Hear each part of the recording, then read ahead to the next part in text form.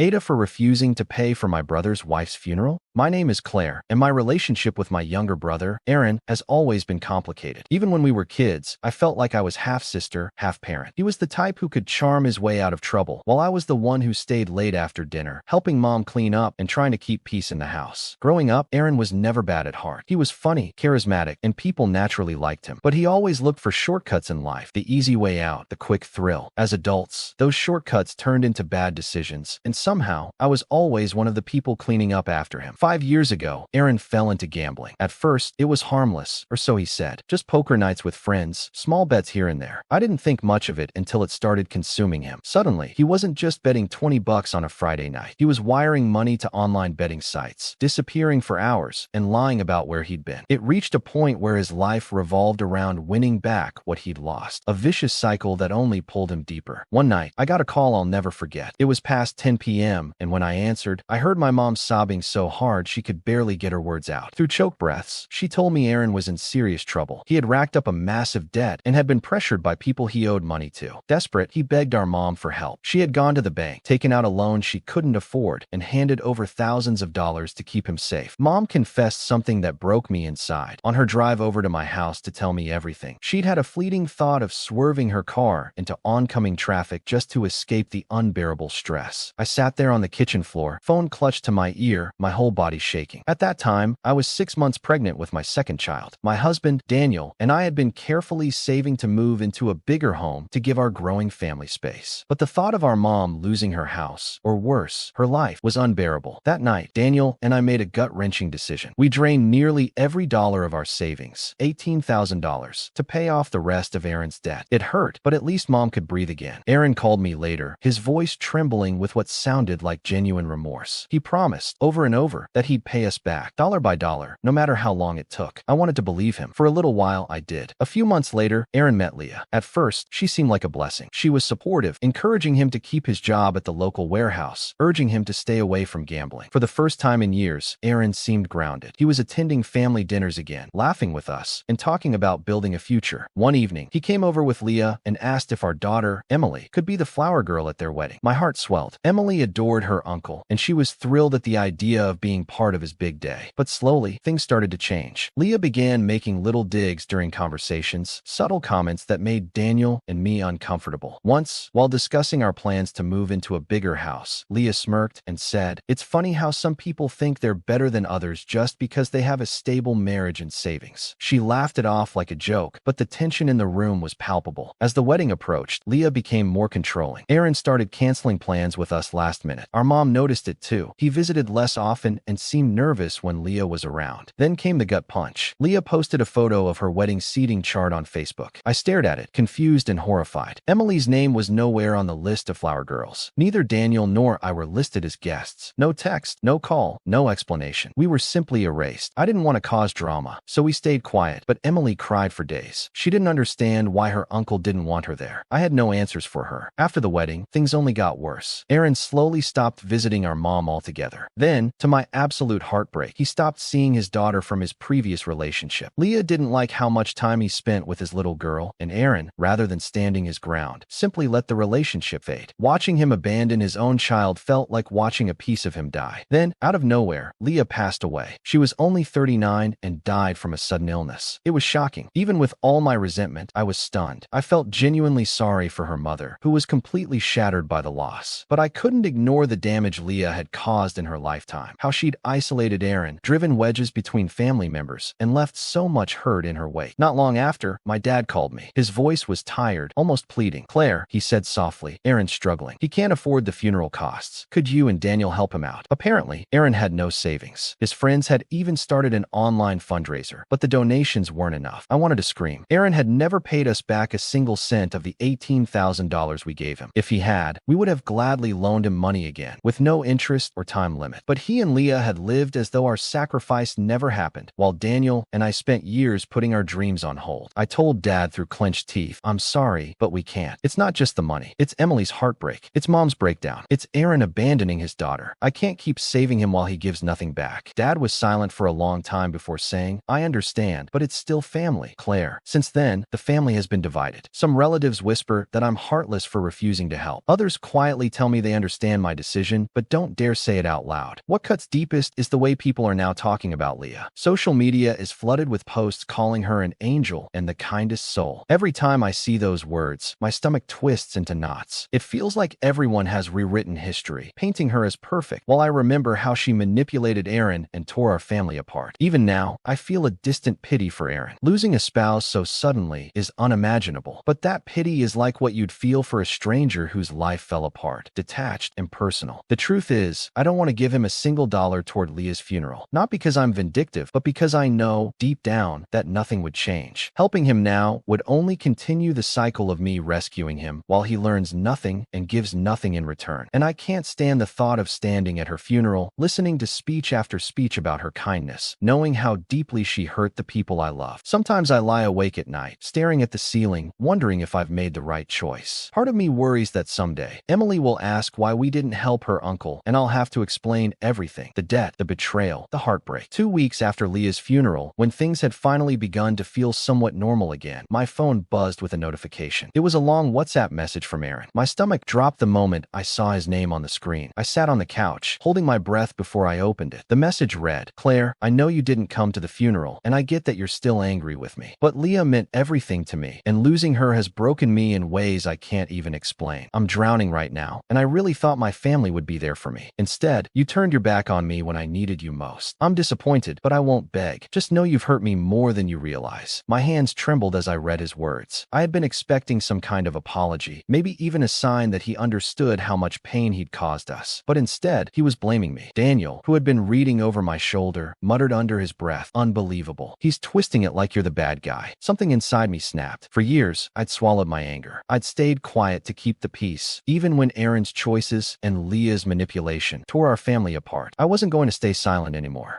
I typed out my response slowly, my fingers shaking with each word. "Aaron, you've hurt us more than you realize. Daniel and I sacrificed nearly everything to help you when no one else would. We saved you and Mom from drowning in debt. You promised to pay us back, but you never did. You promised Emily she'd be part of your wedding and then cut her out without even explaining why. And you abandoned your daughter because Leah didn't approve, a little girl who still cries for you. Now you expect us to keep rescuing you? We can't. We won't." I hit send before I could overthink it. Daniel placed a comforting hand on my shoulder. "You said what needed to be said, Claire." Finally, I expected an angry reply, maybe even a barrage of defensive messages. But instead, there was silence. Hours passed, then a full day. 2 days later, my phone rang. It was Mom. The moment I answered, I could hear her sobbing. "Claire," she choked out, "what did you say to Aaron?" My heart sank. "Why? What happened?" Mom sniffled loudly. He posted something on Facebook. A long post about being betrayed by family. He didn't name names, but everyone knows he's talking about you and Daniel. I quickly opened Facebook and my breath caught. Aaron's post read, "Sometimes the people you love most are the first to abandon you. I lost my wife, and now I've lost my family too. I guess grief makes people show their true colors. I never thought they'd leave me to face this alone." The comments were filled with sympathy and outrage. Distant relatives I hadn't spoken to in years were posting things like, "You don't deserve this, Aaron, and some people have no heart." I wanted to scream. They didn't know the whole story. They didn't know any of it. Then, out of nowhere, came a twist I never saw coming. That evening, I got a Facebook Messenger notification from a name I hadn't seen in years: Sophie, Aaron's ex, and the mother of his daughter, Mia. My heart raced as I opened the message. "Claire," she wrote, "I wasn't sure whether to send this to you, but you deserve to know the truth about Leah." Attached were screenshots of text messages between Leah and Aaron from months before Leah's death. My hands went cold as I read them. Leah had been manipulative, cruel even. One message from her to Aaron read, "If you keep seeing that child, you're choosing her over me. Don't bother coming home if that's your decision." Another said, "You have to cut ties completely. It's me or her. There's no middle ground." It hit me like a punch to the gut. Aaron hadn't just drifted away from Mia. He'd been forced into a devastating choice. I showed the messages to Daniel, and we sat in stunned silence. I misjudged him," I whispered. "I thought he walked away from his daughter because he didn't care. But Leah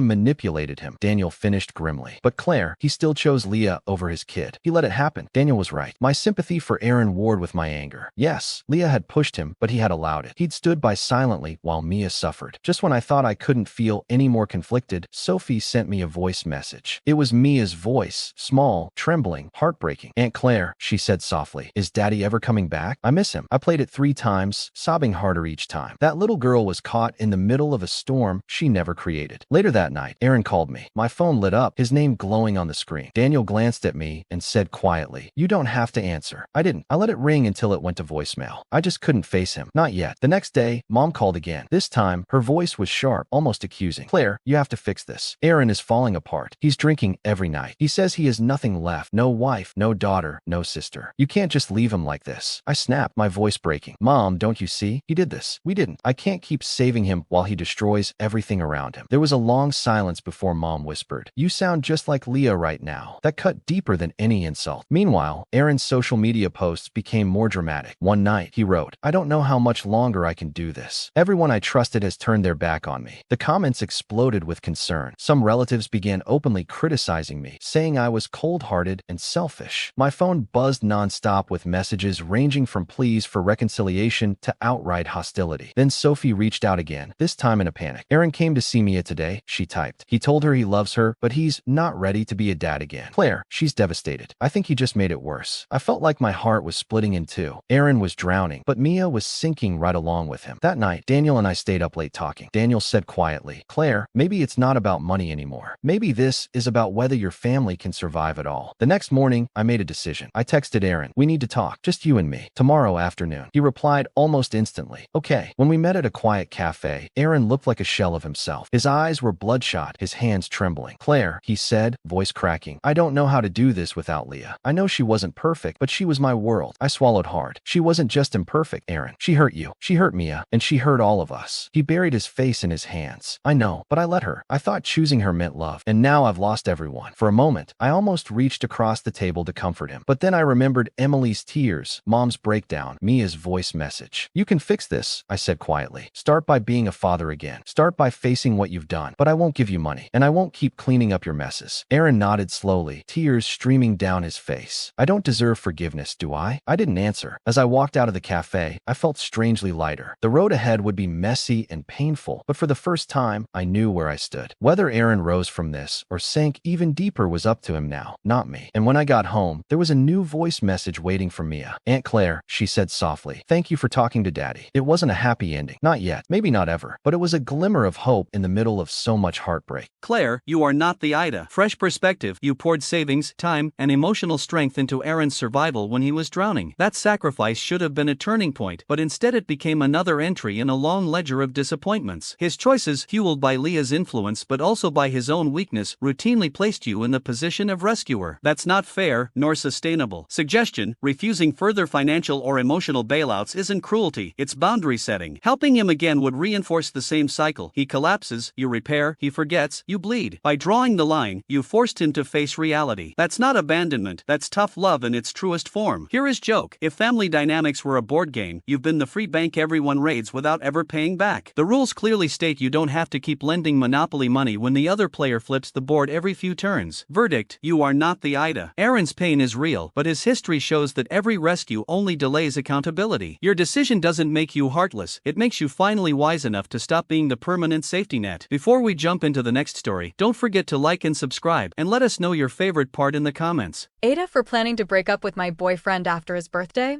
My name is Lila, and I'm 32. For the past several months, I've been dating a 37-year-old man named Mark. When I first met him, I wasn't looking for love. It was February, cold and gray, and I had just called off my engagement 2 weeks earlier. The breakup had been brutal. My ex-fiancé and I had been together for almost 6 years, and the last year was filled with fights, silence, and broken promises. Calling off the wedding was the hardest decision I've ever made, and I felt like a failure. One rainy morning, I went to a small, cozy coffee shop near my apartment to clear my head. That's when I met Mark. He was sitting alone at a corner table, reading a book in Portuguese. When I went to order, the barista mixed up our drinks, and Mark and I ended up laughing over the confusion. That small, silly moment turned into a conversation that lasted almost an hour. Mark had this calm, grounded energy that drew me in. He didn't push or pry, but he asked thoughtful questions that made me feel seen. It was refreshing after months of feeling invisible in my previous relationship. By the end of that coffee date, something in me felt lighter. We started seeing each other regularly. Mark was patient and kind, and he seemed genuinely interested in building a connection. For the first time in a long time, I felt hope. When my birthday rolled around in April, Mark completely surprised me. He planned a small dinner with my closest friends and even picked out a thoughtful gift, a delicate silver necklace with a tiny charm shaped like a book, because he knew how much I loved reading. That night, he sent me a long text about how grateful he was to have met me, and I actually cried reading it. For a while, everything felt almost perfect. A few weeks later, Mark suggested we take a trip together. He knew I loved traveling and said he'd always dreamed of showing someone Spain and Portugal. It sounded like the perfect adventure, and I thought spending a week together in a new environment would bring us even closer. I said yes. The first couple of days were wonderful, sightseeing, trying new foods, laughing until our faces hurt. But then small cracks began to show. Mark is originally from Portugal, and while his English is good, there were still occasional misunderstandings. At first, I found it cute, even charming. But as the days went by, the miscommunications became more serious. One night, I woke up in our hotel room and saw Mark sitting at the edge of the bed, scrolling through my phone. My stomach dropped. "What are you doing?" I asked, my voice shaky. Mark looked startled, then defensive. "I needed to know if you're hiding something from me." I was stunned. "Hiding something? Mark, what are you talking about?" He raised his voice. "I thought we were serious, Lila, but you never said it. How am I supposed to know you're not just playing with me?" I tried to explain that we'd never explicitly defined our relationship. In my mind, we were still getting to know each other, even though I hadn't been seeing anyone else. His face hardened. "You don't just assume things with someone you care about." The rest of the trip was tense. Mark seemed distant one moment and overly clingy the next. By the time we flew home, my excitement about our relationship had faded into confusion and unease. Back home, the issues didn't go away. Whenever I tried to express how I felt, like when I said I didn't feel heard or respected, Mark would either dismiss my feelings completely or try to smooth things over without actually addressing the problem. It felt like he was putting a bandage over a deep wound instead of treating it. I started to feel invisible all over again, like I had in my previous relationship. The breaking point came last week. We were having a calm evening at my place, talking about our future. At first, it was sweet. We discussed fun topics like dream vacations and favorite childhood memories. Then the conversation turned to family, values, and long-term goals. At first, it was just a difference of opinion. But soon, it became clear that Mark's beliefs on some deeply important topics were completely opposite of mine. Not just different, incompatible. The discussion got heated. Mark's voice rose, his accent thickening as he became more emotional. "Why can't you understand where I'm coming from, Lila? This is who I am. This is what I believe." I felt my throat tighten. "I do understand, Mark, and I respect that you have your beliefs, but they're so different from mine that I can't see a future where we both feel fulfilled. I can't be with someone who doesn't share the same values on things that matter this much." He went silent, staring at me like I'd just betrayed him. Then, in a quiet, devastated voice, he said, "I thought you were different, Lila. I thought you were someone who could accept me as I am." The silence that followed was deafening. Since that night, things between us have been strained. He's been texting me as if nothing happened, acting like the conversation never took place, but I can't pretend. Every time I think about our future, I feel this heavy, suffocating weight in my chest. Here's where things get complicated. Mark's birthday is in 2 weeks. Months ago, before all this tension, I planned a small surprise dinner for him. I even bought a very thoughtful gift, a watch he'd been eyeing for months, but never bought for himself. It wasn't cheap, but I wanted him to feel loved and celebrated. Now, I don't know what to do. Part of me feels like I should go through with the dinner and give him the gift. He has been there for me in some ways, and I don't want his birthday to be forever linked with heartbreak. But another part of me feels like waiting is just dragging out the inevitable. My best friend, Daniel, says, "Rip the band-aid off, Lila. You'll only hurt him more by pretending everything's okay for 2 more weeks." My sister disagrees. She thinks it's kinder to wait until after the birthday. "Do you really want him to think of his birthday as the day you broke his heart?" she asked me. I've been torn between their advice, spiraling in my own thoughts. The tension between Mark and me has only gotten worse. This past weekend, we went to dinner and everything felt forced. He kept talking about the future, trips we could take, places we could live, while I sat there, nodding and smiling, my stomach churning. At one point, he reached across the table, took my hand, and said softly, "I feel like we're finally on the same page now." My throat closed up. I couldn't bring myself to tell him the truth. Later that night, I cried alone in my bathroom. Every time I see Mark, I feel guilt eating away at me. I hate lying by omission, but I also hate the thought of shattering him right before what should be a happy moment. To make matters worse, Mark's friends have been messaging messaging me, excited about his upcoming birthday. They keep thanking me for planning the surprise dinner, saying how much it will mean to him. The weight of their expectations makes me feel like I'm drowning. I've started having vivid dreams where I finally tell Mark it's over, and in every dream, he just stares at me, silently breaking apart, while everyone else glares at me like I'm a monster. The closer his birthday gets, the more trapped I feel. I don't want to be the villain in Mark's story, but staying silent feels like a betrayal too. Mark's birthday finally arrived, and despite all the anxiety swirling inside me, I decided to go through with the dinner. I told myself over and over that this would be my last act of kindness for him, one final night of happiness before I ended things. The whole day felt strange. I woke up with a knot in my stomach, my hands trembling as I wrapped the watch I'd bought him months ago. It felt heavy in my hands, almost like a promise I knew I could never keep. Daniel called me that morning to check in. "Lila," he said firmly, "are you sure you want to do this? You don't owe him a perfect birthday." I sighed, staring at the gift box. "I know, but I can't just destroy him today of all days. He's been looking forward to this dinner for weeks. I'll tell him afterward. It's the right thing to do." There was a pause. "Or," Daniel said quietly, "you're just avoiding the explosion you know is coming." Maybe he was right, but I wasn't ready to face that storm, not yet. That evening, I arrived at Mark's favorite restaurant early, just to gather my thoughts. It was a warm, bustling place filled with the smell of grilled seafood and baked bread. The golden lights reflected off the polished wooden tables, and laughter from other parties floated through the air. Mark's friends began arriving, all smiles and hugs. They kept thanking me for planning the dinner, telling me how much it meant to Mark. Every thank you felt like a knife twisting deeper into my gut. Finally, Mark walked in. He was glowing, his eyes lighting up when he saw me. He hugged me tightly, kissing the top of my head. "Lila, you're amazing. This means the world to me." I forced a smile. "Happy birthday, Mark." For a while, things actually went smoothly. We laughed, shared stories, and clinked glasses. For brief moments, I almost managed to forget the weight of what I was about to do. But halfway through dinner, everything unraveled. Mark stood up, glass in hand, and tapped it with a fork. The room fell silent. I expected a lighthearted toast, maybe a simple thank you to his friends. Instead, he turned directly to me. "Lila," he said, his voice trembling with emotion, "this has been the best year of my life because of you. You've been my light through everything, and I can't imagine a future without you." Before I could even process his words, he reached into his pocket and pulled out a small velvet box. The entire table gasped. My heart stopped. He opened it slowly. Inside was a delicate gold bracelet, engraved with the words, "Forever Us." Mark wasn't proposing, but it was still deeply symbolic, a declaration of permanence, of a future he believed we were building together. The way he looked at me, his eyes shining with expectation, made it clear he thought this was the moment that would seal our bond. My stomach churned. The room blurred. Every pair of eyes turned toward me, waiting for my reaction. I forced a shaky smile, standing to hug him. "It's beautiful, Mark." "Thank you." Applause erupted around us, and Mark grinned, pulling me close. But inside, I was suffocating. The rest of the dinner passed in a haze. Conversations swirled around me, but I couldn't focus. My mind screamed, "You have to tell him tonight. You can't keep pretending." When dessert arrived, Mark's best friend, Julian, leaned over and said, "You two are perfect together. You can see it in the way he looks at you." I nearly burst into tears right there. After everyone left, Mark and I walked to my car. The night air was cool, the streets quiet except for the distant hum of traffic. Mark was practically buzzing with joy. "That was perfect," he said, beaming. "Exactly how I imagined it. Thank you for making it happen." I swallowed hard. "Mark, we need to talk." He frowned, confused. "Right now? Can it wait until tomorrow? Tonight is supposed to be special." I shook my head. "No, it can't wait." We stopped under a streetlight. My hands were cold and clammy as I tried to steady my voice. "Mark, I care about you so much, but I've been feeling unheard and invisible for weeks now. Every time I try to tell you how I feel, you brush it aside or pretend it isn't happening. And when we talked about our future, our beliefs and values are so different. I realized I can't give you the life you want." For a moment, he just stared at me, his smile fading into disbelief. Then his face twisted in pain. "So, what are you saying, Lila?" "I'm saying I can't keep pretending. I think we need to end this." Mark's voice broke as he shouted, "You let me dream about us while you were planning to leave? You let me stand there tonight and pour my heart out while you were holding a knife behind your back." My own tears spilled over. "I didn't want to ruin your birthday. I thought giving you one last happy memory was kinder than destroying you today of all days." His expression hardened. "Kinder? No, Lila. You lied. You let me make a fool of myself in front of everyone." He stepped back, his chest heaving. "You should have told me weeks ago." Before I could respond, he turned and walked away into the night, leaving me alone under the cold glow of the streetlight. The next morning, my phone exploded flooded with notifications. Mark had posted a long, bitter message on Facebook. Some people will smile to your face while stabbing you in the back. Be careful who you trust, even when they plan your birthday. He didn't name me directly, but everyone knew who he meant. Within hours, my inbox was flooded with angry texts from his friends. How could you do this to him after everything he's been through? You're heartless, Lila. He deserved better. You ruined his birthday and humiliated him in front of all of us. I didn't reply to any of them. By afternoon, Mark himself sent me a final message. I wish you'd been honest sooner. I'll be okay eventually, but I can't have you in my life anymore. Goodbye, Lila. Reading those words felt like a punch to the chest. Even though I knew ending things was the right decision, I broke down sobbing. That night, Daniel came over and sat with me on the couch as I cried. You did the best you could, he said gently. There was no easy way to do this, but I couldn't shake the guilt. I kept replaying the moment Mark opened that velvet box, the way his face lit up, and the way it all shattered minutes later. In the days that followed, things only got messier. Mark's friends completely iced me out. Some even blocked me on social media. My sister told me she saw people gossiping about me online, calling me selfish and cruel. The bracelet Mark gave me sits on my dresser, untouched. I can't bring myself to wear it, but I also can't throw it away. It feels like a symbol of everything we almost had but never truly did. I've thought a lot about whether I should have ended things before his birthday. Maybe it would have been less dramatic, less public. But deep down, I know there was no version of this breakup that wouldn't have hurt. Sometimes love isn't enough. Sometimes walking away is the only way to set both people free, even if it leaves scars. As painful as it's been, I know I made the right choice. Mark deserves someone whose values align with his, someone who can fully embrace the future he wants. You are the AITA. Here's why. Mark may have been controlling, insecure, and dismissive of your needs, and those are big red flags that completely justify ending the relationship. Walking away from someone who invades your privacy, mocks your feelings, and disregards your boundaries isn't just reasonable, it's healthy. But the way you timed and delivered the breakup is where things tilt. You didn't just leave him, you left him at the height of his expectations, on the very day he thought he was being celebrated and loved. That contrast, from birthday dinner bliss to blindsided heartbreak, is what makes this sting so much harder for him and raises the AITA question. You knew weeks earlier that things weren't working. You even had evidence pile up in your head, the snooping, the dismissiveness, the arguments. That was your chance to step away with honesty, even if it would have been uncomfortable. By holding off until his big night, you didn't just break his heart, you also stripped away his dignity in one swoop. Imagine if someone waited until the end of your graduation party to say, by the way, I don't believe in your degree. Brutal, right? My suggestion, next time, lean into early honesty. Hard truths delivered sooner are painful, yes, but they give people space to process without the extra sting of betrayal. Postponing conversations in the name of keeping the peace usually creates the exact opposite, a bigger, messier explosion when the truth finally drops. And for a bit of humor, breaking up with someone on their birthday is like serving cake with salt instead of sugar. Sure, technically it's cake, but no one's ever going to forget that bite. Thanks for watching. Don't forget to like and subscribe. Got a story to share? Drop it in the comments and let us know which one was your favorite. If you enjoyed this video, you'll definitely want to check out AITA for staying after my boyfriend cheated twice. Click here to watch it now.